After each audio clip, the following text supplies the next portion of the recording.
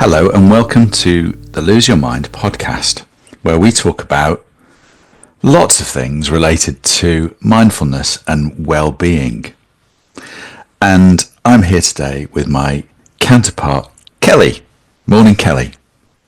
Good morning. Thank you for introducing me, which is not what I did last week, was it? I just just went into it, but we're That's both right, you here. didn't. And you being an accomplished radio presenter and all, you must have just forgotten yourself for a minute. But anyway, I forgive you. I think we got over it. So, if you've been listening to us, we've had a couple of episodes already. We've reignited our podcast passion, talking about mindfulness and what we've been doing over the last year. And in the last episode, we talked about burnout. And in this episode, we're going to talk about love and connection, which I know is a particular favourite of my friend here, Kelly. So, Kelly, why don't you just give us a little bit of a flavour of what this is all about for you? Well, I think is what I'm starting to realise is that love and connection for me are two of my core values. And I know that you're very familiar with this in the work that you do, but I think for all of us, if people don't know what their values are, it's something you should really spend some time doing, because our values apparently never really change. Who we are as people, the way we show up in the world, those values are at the core center of our being.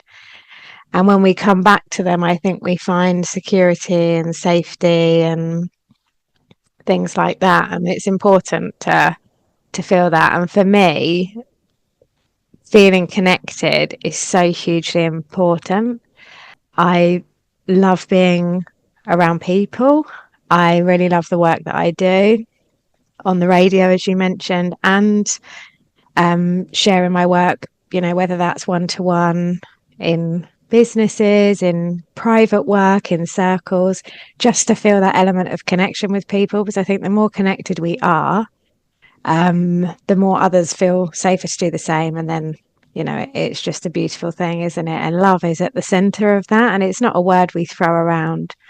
Often some people in the world I'm in, it's kind of like saying hello, but I think a lot of people don't freely use that word, and we can lose ourselves so often in keeping up. How we were talking about the importance of recognizing burnout and things that take us away from ourselves. I feel that love and connection bring us back.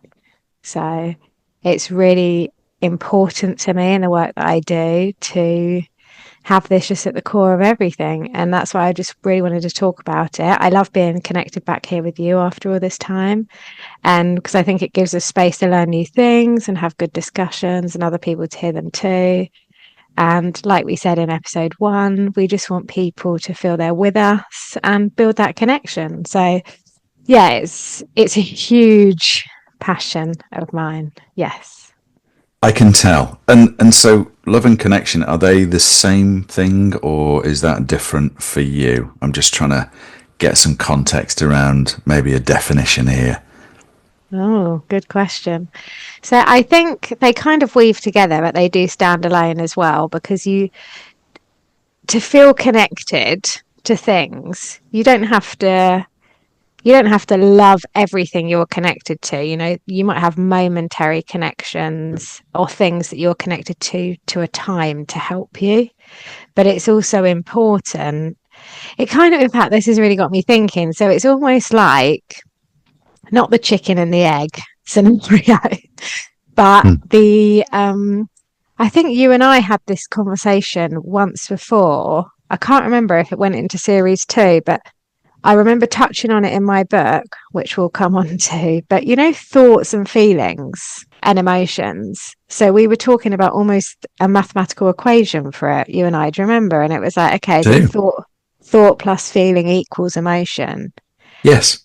And we were talking about that. We touched on the new book by Mark Williams and his thoughts on it. And that was really, really interesting. But this has just brought that to mind for me. So with love and connection, like, do you feel love when you're connected, or do you need to feel connected to feel love? But it's Mm. it's it's quite a big question, isn't it, really? Yeah, it's riddle me that one, isn't it, really? So thanks for landing that live on these podcasts for me. Yeah. But Yeah, I let's think, just dive in, hey, on the easy topics. but I think if we did a poll, and in fact we could actually explore this in the podcast, we're putting links to things.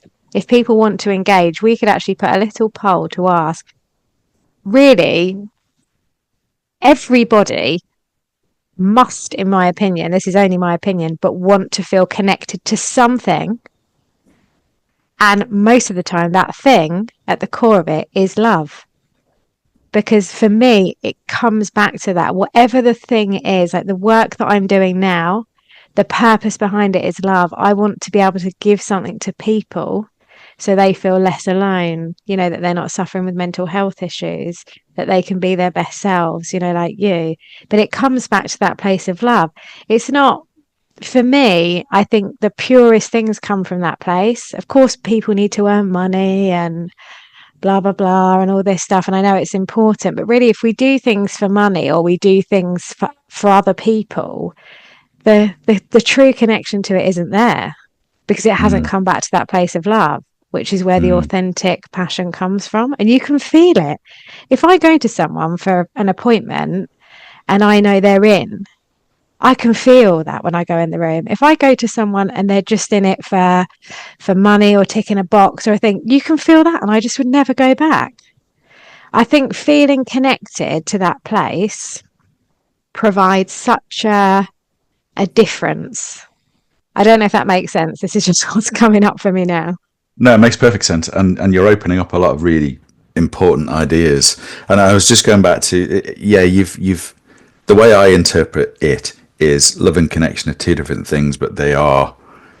I hate to use the word connected because that confuses it, but it's almost like connection is the bridge over the river, between two villages or something, and then the love is the traffic that goes back and forth between, right? It's the yeah. So that's really crystallized it for me that they are two different things, but they go together. They absolutely go together. And what you just said is also about the authenticity. And if you're not feeling it, then you shouldn't be doing it. Not if you want to be happy and be true to yourself. And that's when you come back to your core values, as you just said. So it all makes sense. Good. So That's nice. that's a good start, isn't it? If it makes sense, that's really helpful. So Well, what how do we take this forward? What's it I'm all going to about? share something with you. Okay. So, as you know, and we touched on, I wrote and published my book in Yes. 2024, which is called Desperate to Be Loved. Um, the title, I think, probably speaks for itself, but it's not actually a good place to be sat in desperation. Let's face it, in life, if you're really desperate for something, things never really flow too easily. So when it's natural, it's that love comes easier.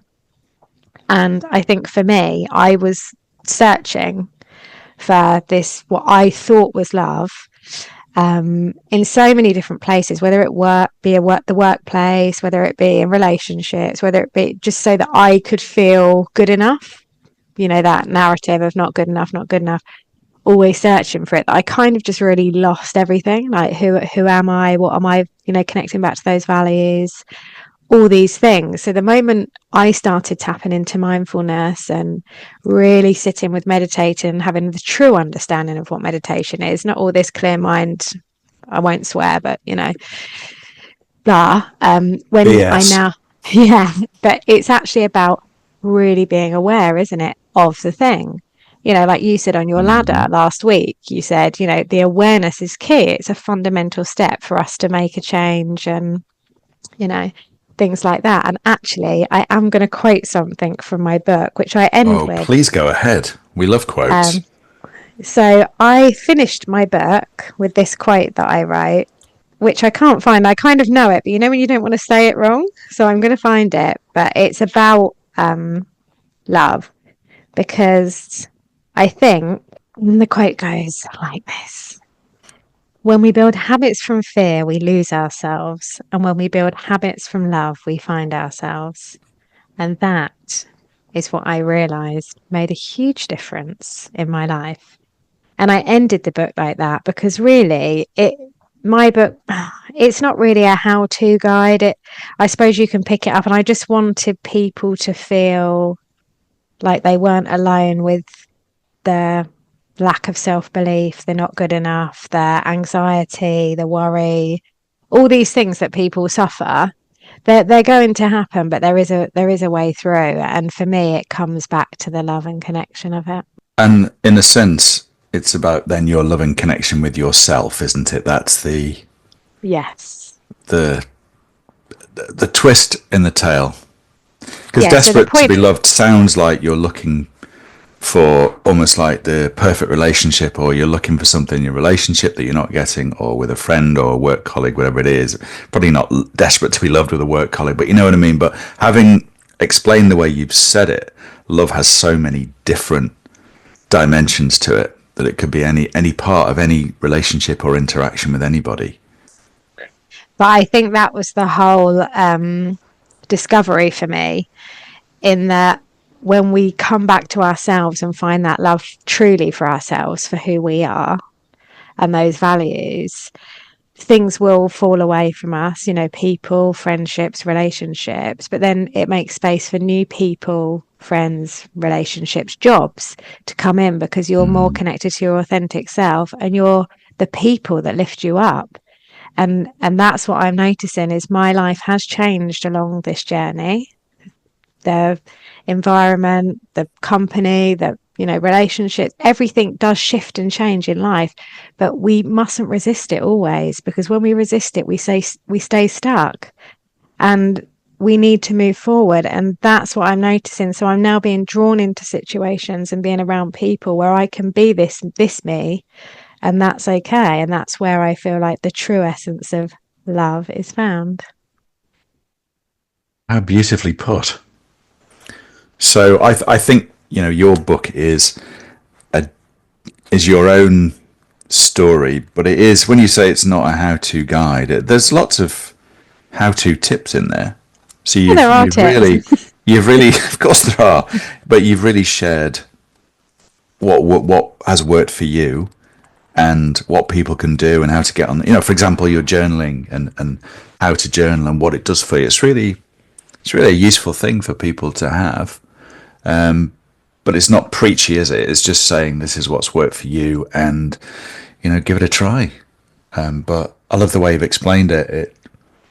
It just makes it all so clear, and also that I think if what you discussed is finding some self-compassion, some self-kindness, some love for yourself. As you say, that's opened up your life to have people love you more.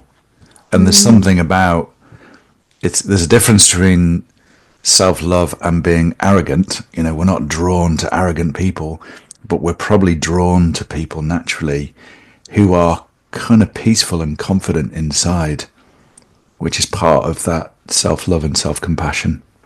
And so we therefore feel connected with them, because in a sense that's what we want to be like as well.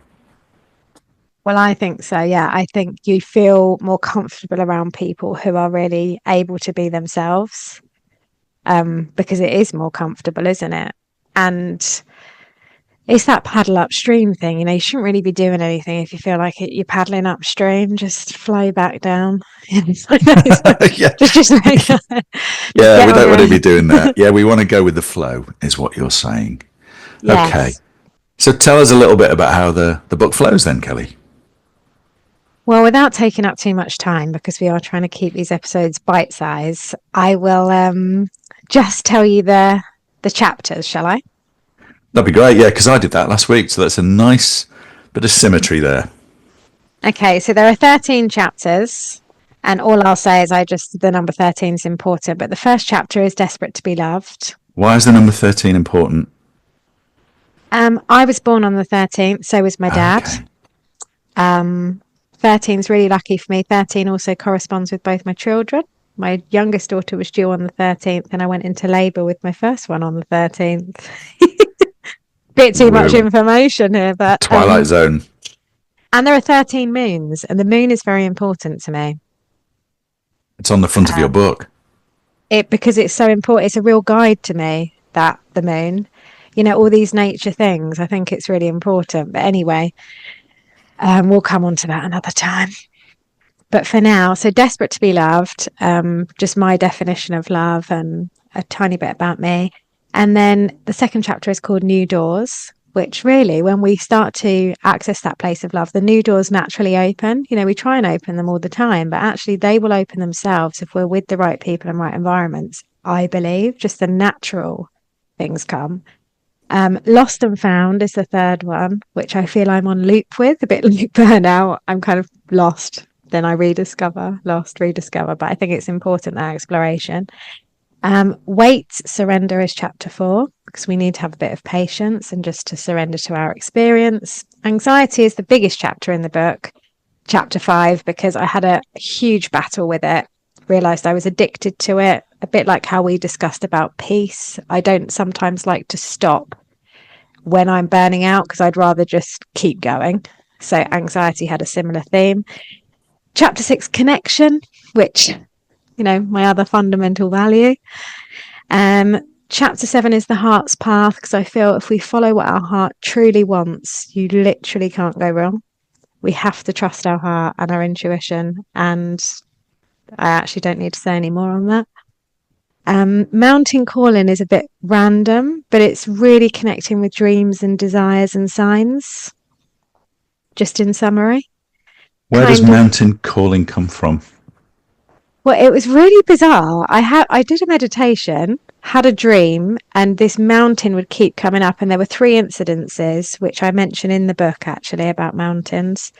And yeah, it's kind of a bit of a Moana connection, the Disney Moana, if you've ever watched that movie. If you haven't, I'd recommend it. I have indeed. Yeah, so it's that kind of, she's called on this quest. And she's a strong woman. She doesn't need the validation of other people. You can see where I'm going with this. It's that whole thing. And then lean into whatever we're feeling. So I think it's really important we lean into stuff rather than push it away. So what do you mean by lean in? Just clarify that for people. Okay, so for example, if someone says to you, this come up just recently, actually, battling depression. The battle itself is causing the problem because you're resisting the thing. We need to lean into the experience, and it will ease on its own. That's a very short summary. I think that's an episode on its own, by the way, leaning in. I mean, there's a lot we could talk about. Yeah, no, we don't. There's a lot we could talk about there. So okay. So episode 524. Yes, we're still going. Lean in. Chapter 10 is Stay Open, because I think it's important to stay open to experience and trust, a bit like the mindful attitude trust. It's that kind of thing. Yep. Chapter 11. So is everyone still with us? Yeah. Hello. Chapter 11. No, kidding. No, it's fine. Feel it to heal it. Because we do have to feel the things to be able to bring a sense of freedom.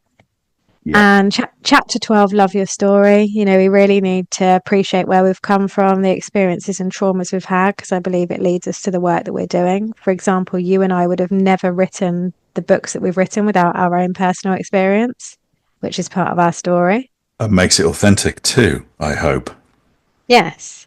And then finally, chapter 13, the journey to who she was, who she's always been, which a little insight here. I was going to call my book that, and my brother said it's too much of a mouthful. And I thought, well, I'm not going to not have it in, because I feel I've almost come back home to myself. That's the full circle thing. Lovely. Me. So it's the homecoming, really, and it's you discovering your own connection with yourself and your own love for yourself, isn't it? Which has been, I think, from what you're saying, missing all those years. Yeah, and I'm just permanently on loop with the whole thing. But thinking about it, Alan, as we wrap up this episode, because we obviously had our reintroduction, then your book, then my book, there's a lot of crossovers with the things we talk about, the tools we use. and they complement each other quite well, really, don't they? If you think about the journeys and the stories we've shared with the problems that we're facing, but they're just spoken from two different voices. That's right. And how many more voices are there out there that need to share their story? Tell us. If you like this episode or these episodes, why don't you respond to us and share your story too? We'd love to hear from you. That's lovely. And writing's so powerful, which is episode 4. So come back next week for that. Yeah, you can see we've got a plan here. At least one. Yeah, even though we do seem like we're off the cuff, we don't make it all up as we go along. So anyway, I hope you've enjoyed this episode on Love and Connection. Thank you, Kelly, for all of your insights there. And there's a lot to unpack, a lot to learn, a lot to take on board, but will really make a difference to you. I do recommend you take a look at Kelly's book. There is so much stuff in there, and it's very honest and very authentic, very vulnerable, and you should have a read. Why wouldn't you? And we'll put the link in the comments down below in the podcast so that you can order that for yourself in all kinds of versions: paperback, hardback, ebook, and audiobook. Yeah, so you can listen to this voice for 8 hours and 44 minutes. Don't book your holidays yet. But if you do, take this with you. Okay? So until next time. Till next time.